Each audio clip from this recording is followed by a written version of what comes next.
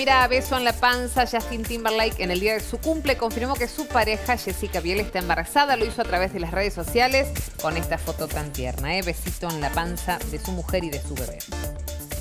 Bueno, hace un ratito te mostramos el show que presentó Katy Perry durante el entretiempo del Super Bowl. Un show que fue alabado por los colegas, ¿eh? Por ejemplo, Demi Lovato tuiteó: este juego es impresionante, el show del medio tiempo es impresionante, me encanta este Super Bowl.